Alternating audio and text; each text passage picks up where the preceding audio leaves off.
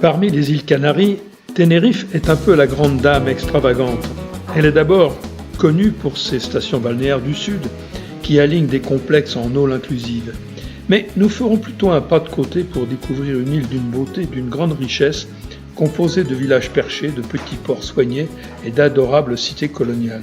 Mais évidemment, la randonnée sera omniprésente au sein des parcs du Téno, du Teide et d'Anaga.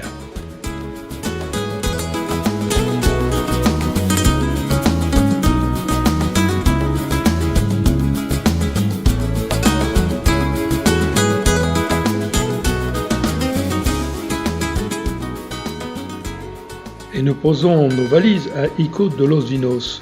Voici une mignonne petite bourgade étagée sur le versant oblique de la montagne, dominant de haut l'horizon marin infini. Sa principale attraction touristique se concentre autour d'un arbre, un dragonnier censé être vieux d'1 millénaire.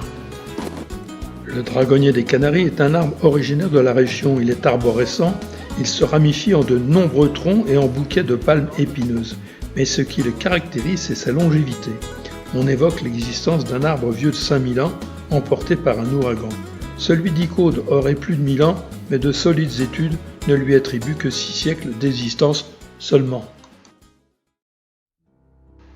À l'extrême nord-ouest de Tenerife, le parc rural du Téno dévoile l'une des facettes les plus sauvages et préservées de l'île.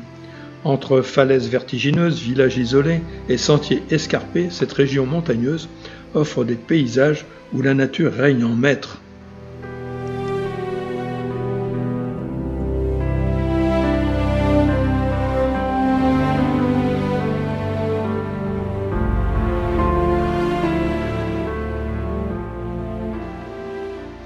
Le parc séduit par les grands espaces, des panoramas à couper le souffle et des traditions rurales, notamment autour du charmant hameau de Masca, perché dans un décor de carte postale. On l'aperçoit ici au centre de l'image. On le décrit souvent comme la perle secrète de Tenerife.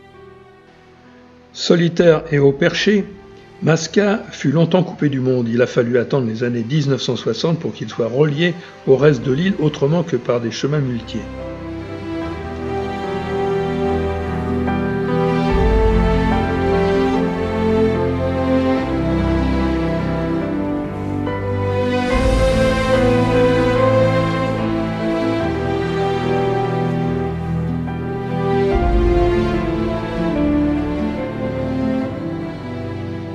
Le mirador de la Cruz de Hilda, bien aménagé, domine la vallée de Masca.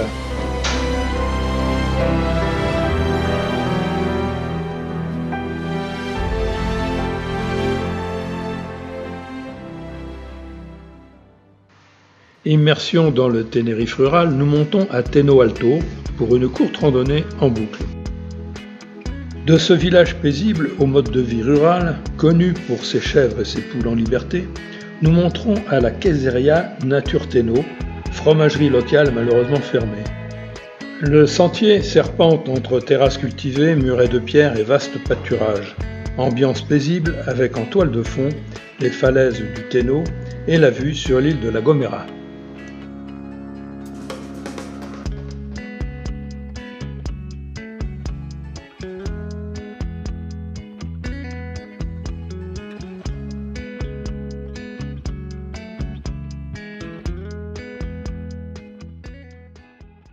Soleil matinal à Icode et départ pour Puerto de la Cruz.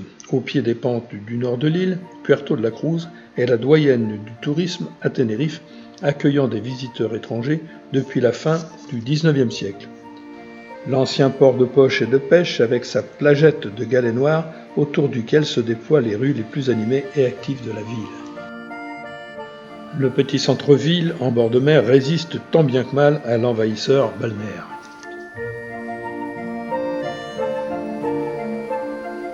En bord de mer, le Lago Marcianès, ensemble édifié en 1969, composé de 8 piscines organisées comme une sorte de parc aquatique, mais sans toboggan ni jet d'eau. On doit cette étrange et superbe composition au célèbre architecte peintre artiste César Manrique. Vaste piscine, super agréable, entourée de terrasses et de palmiers qui rompent le caractère minéral de l'ensemble et où vous attendent des transats. À l'époque de sa construction, le lago Marcianès fut une petite révolution en ville car les plages sont souvent dangereuses et inaccessibles. Le Grand Lago est une réussite.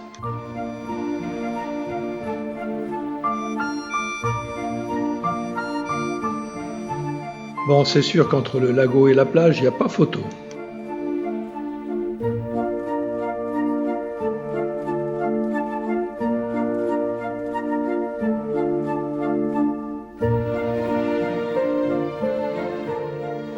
Allez, prenons un peu de hauteur pour nous rendre au Mirador de La Paz.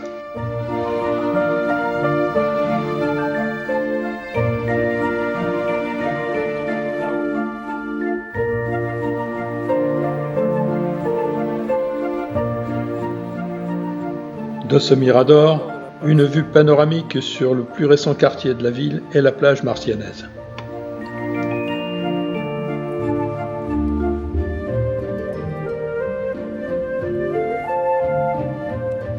Et une vue sur le Grand Lago. Agatha Christie a fréquenté ces lieux qui lui ont inspiré son roman L'énigmatique Monsieur Quint. Alors dis-moi, est-ce que les lieux t'inspirent ?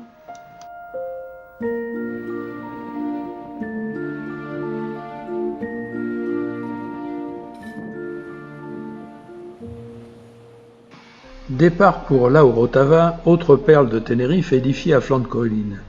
Au milieu de la vallée où l'on produit la banane canarienne, le petit centre-ville est une merveille. Couvert de superbes demeures de charme et maisons de maîtres du XVIIe et XVIIIe siècle. Les jardins du Marquisat de la Quinta Roja, également connus sous le nom de Jardin Victoria, sont situés en centre-ville. Ils sont célèbres pour leurs aménagements en terrasse de style français du XVIIIe siècle et abritent un mausolée en marbre en leur point le plus haut. Ce mausolée a été construit à l'origine pour le marquis Diego Ponte del Castillo, qui n'a pu y être enterré en raison de son appartenance à la franc-maçonnerie et des conflits avec l'Église catholique. Aujourd'hui, le mausolée est vide et les jardins sont un espace public offrant des vues spectaculaires sur la ville.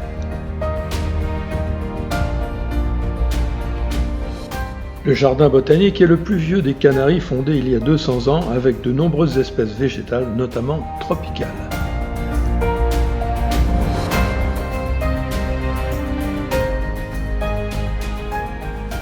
La maison au balcon, avec sa belle façade et ses nombreux balcons finement sculptés, une maison caractéristique de l'architecture insulaire édifiée en 1632 et qui peut se visiter.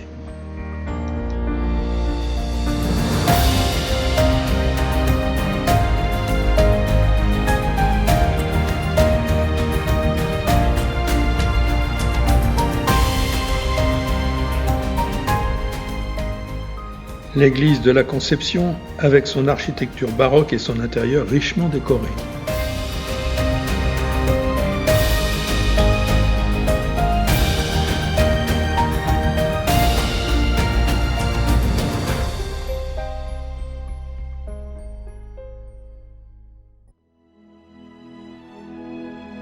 Petit détour par Garachico, qui était l'une des cités portuaires les plus actives commercialement de l'île. On y exportait du sucre, du vin vers l'Europe et les Amériques. La soudaine éruption du volcan Trebejo en 1706 cracha sa lave sur la ville et le port, détruisant sur son passage la plupart des édifices. Tout fut anéanti. C'est un gros village avec ses ruelles paisibles et des places fleuries, mais surtout ses célèbres piscines naturelles de lave, les El Caleton, qui offrent un bain unique face à l'océan. Formés par des coulées de lave lors de l'éruption de 1706, ces bassins volcaniques offrent une baignade unique dans un cadre spectaculaire face à l'océan. Une petite promenade aménagée longe les piscines avec des chemins tracés sur la lave offrant de super points de vue sur les vagues, les rochers et le village.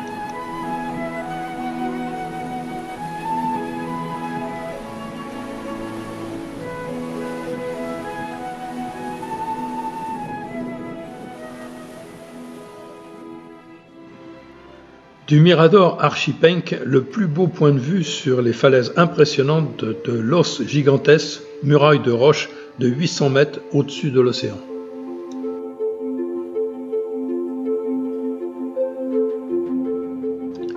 Et dès lors, amis randonneurs, c'est là qu'il faut sortir votre sac à dos. Nous partons dans le parc national du Teide, volcan dominant l'île de Tenerife avec ses 3715 mètres d'altitude. C'est le toit de l'Espagne. Arrêt à Los Poleos. L'éruption la plus récente de Tenerife, le volcan Chiniero, a déversé sa lave pendant 9 jours en 1909. De ces laves solidifiées poussent désormais de nombreux pins qui redonnent vie à cette étendue de lave.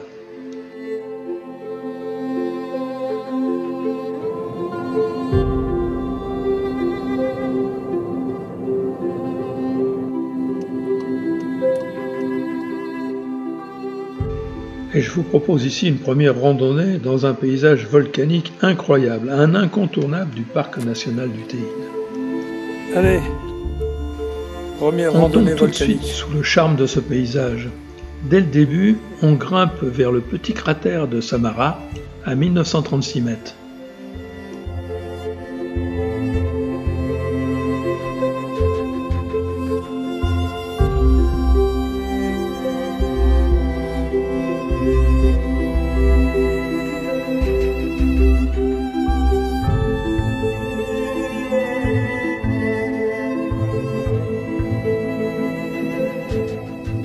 En haut, d'un côté, le massif du Téno.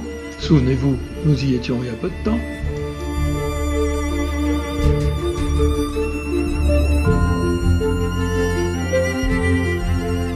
Et de l'autre, l'immense cône du volcan du Teide qui domine le paysage avec le Pico Viejo au premier plan. Et en contrebas, la vue sur cette route qu'on vient d'emprunter qui traverse ces grandes étendues de lave.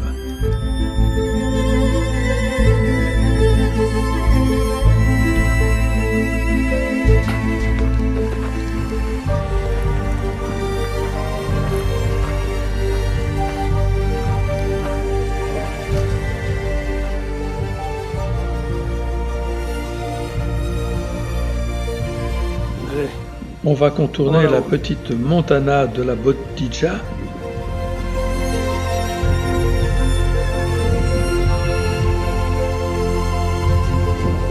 Puis la végétation va finir par disparaître.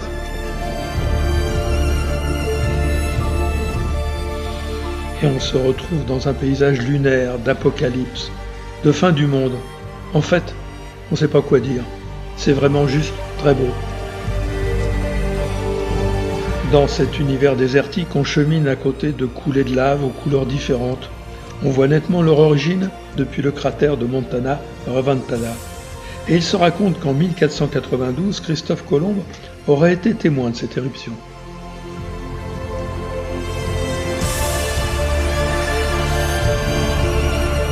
Faut même le faire, hein, qu'il est poussé là tout seul celui-là.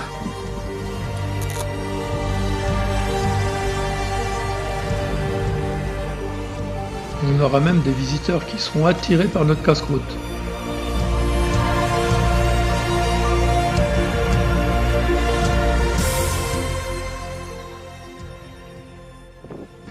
Alors bravo, vous venez de cheminer dans l'un des plus beaux sentiers du Teide.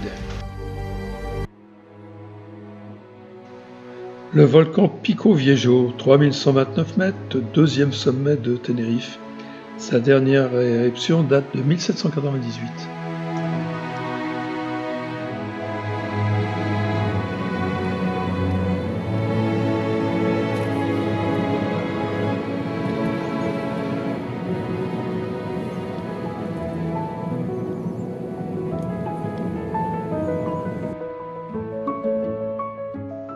Voilà, ce soir on se fait un petit plaisir en dormant au Parador de Las Canadas del Teide, juste en face le volcan.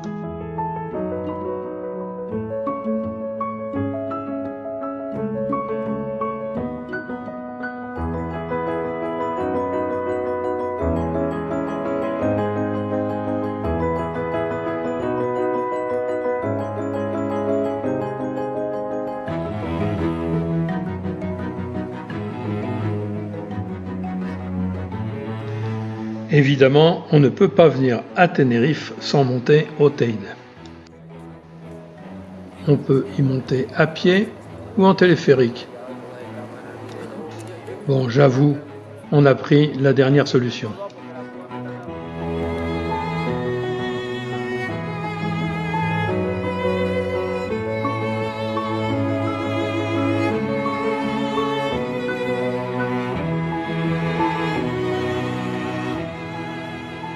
Du haut de ces 3715 mètres, c'est le plus haut sommet de l'océan Atlantique et le troisième plus haut volcan du monde.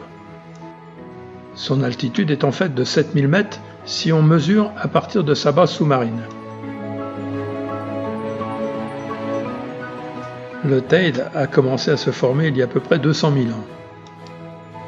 Le volcan présente des activités géophysiques caractérisées par une sismicité accrue, des déformations géodésiques et des émissions de gaz, signe typique que quelque chose se prépare. La dernière éruption par le cratère principal date d'environ 1150 ans. Néanmoins, il est toujours actif puisqu'en 1909, la dernière éruption a eu lieu par le cratère du Pico Vieso.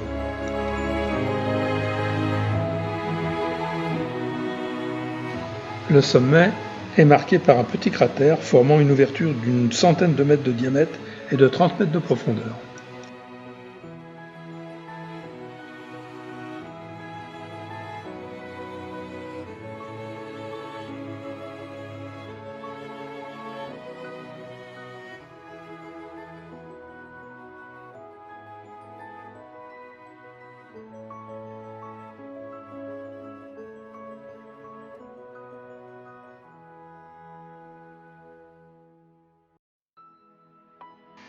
Notre deuxième randonnée au pied du Teide nous mène aux rocs de Garcia qui sèment la confusion et font galoper l'imagination.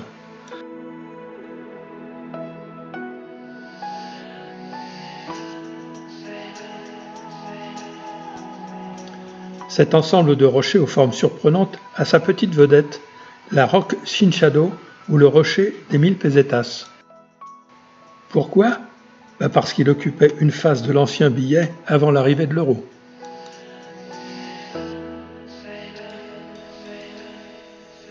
Ce parcours fait le tour de Lost Rock.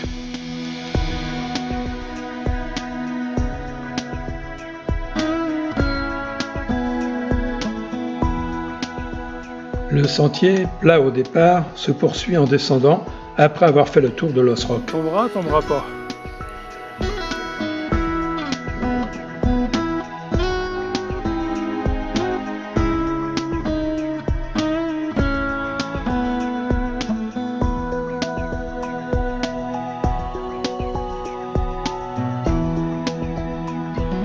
Une surprenante coulée de lave, connue comme étant la Cascada.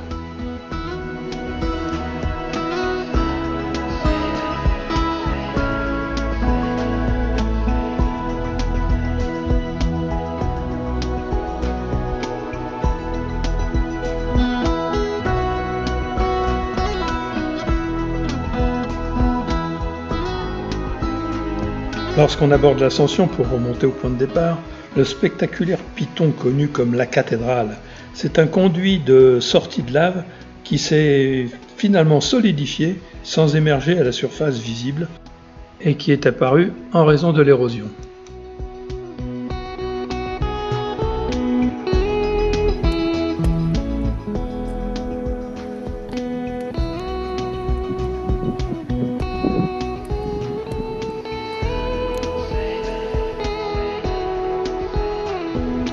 Bon, voilà, c'est fait. Et vous savez quoi? Eh bien, ce soir, on va se récompenser avec une superbe paella.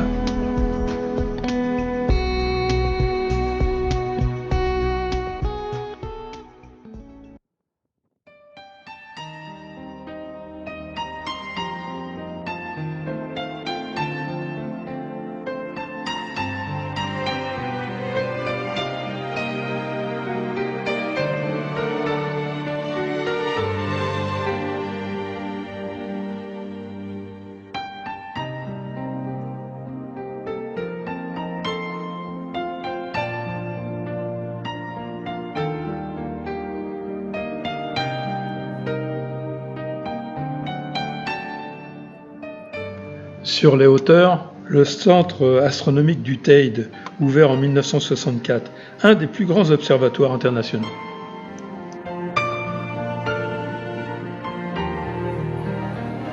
Perché sur les hauteurs de Tenerife, à quelques kilomètres de la capitale, San Cristóbal de la Laguna est une ville coloniale classée au patrimoine mondial de l'UNESCO. Considérée comme le berceau culturel de l'île, elle enchante par ses rues pavées, ses bâtiments colorés et ses églises centenaires. Ancienne capitale, aujourd'hui ville universitaire, la Laguna allie histoire, effervescence locale et art de vivre dans une atmosphère à la fois jeune et authentique.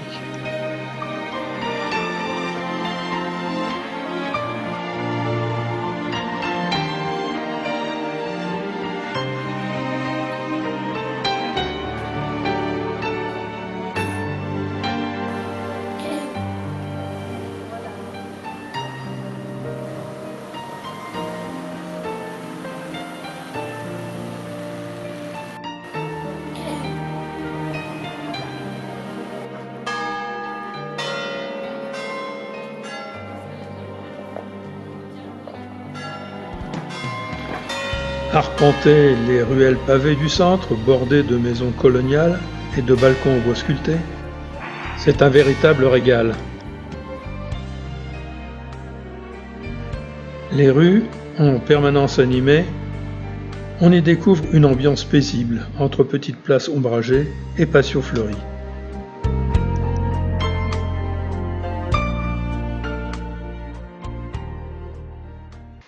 Situé à l'extrémité nord-est de Tenerife, le parc rural d'Anaga est un véritable havre de nature brute et de biodiversité exceptionnelle.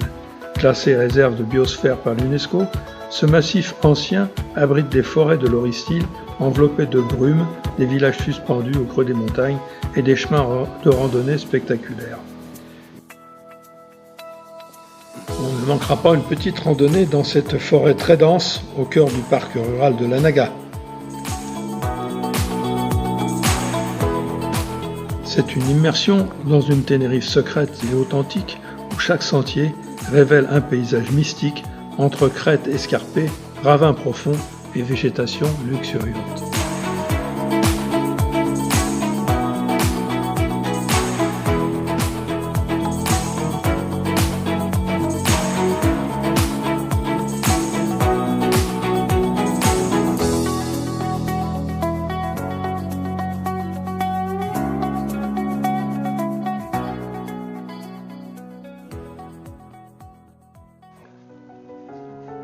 Enfin, difficile de ne pas passer par la capitale, Santa Cruz de Tenerife, avec la place de l'Espagne et son grand bassin miroir.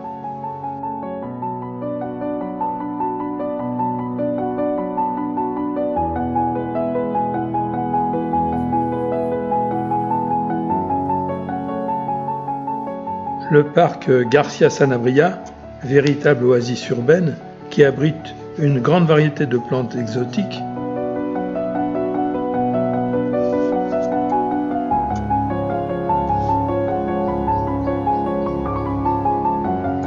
et le splendide auditorium conçu par Santiago Calatrava, c'est l'un des symboles architecturaux de Tenerife.